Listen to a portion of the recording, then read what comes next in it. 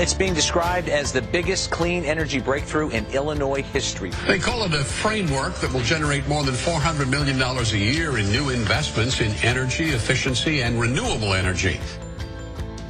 The impact that the feature bill is having on my community is giving us the opportunity to have a conversation with the Housing Authority to make our community a solar community.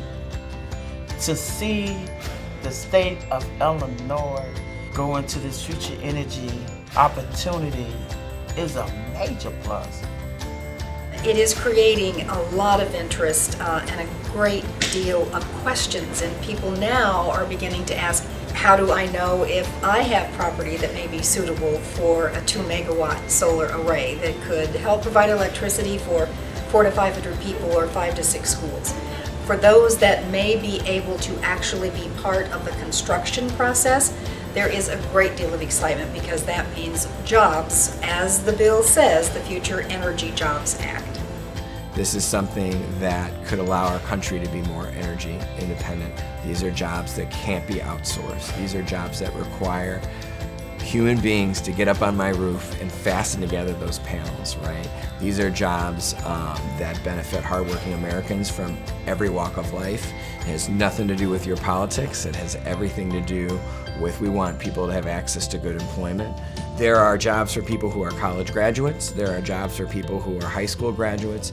With the FEJA law, there's funding for people who have maybe not finished high school but want to learn a trade.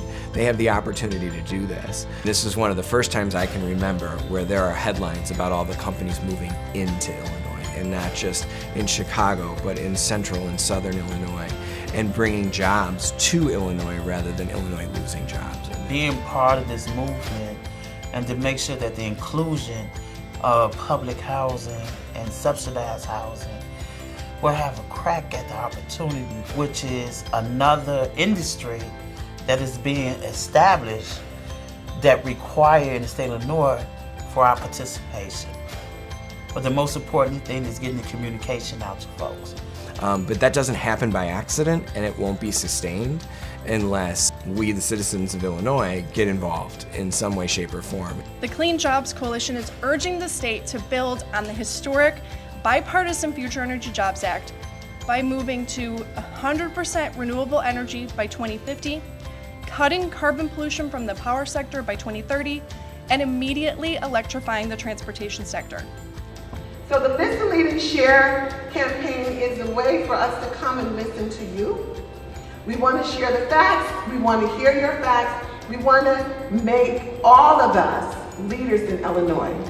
I'm a former social studies teacher, right? I've talked about this my whole life to students about citizen activism and being a part of the democracy, and you can walk right into the State House and talk to your local representative and say, you know what? This matters to me.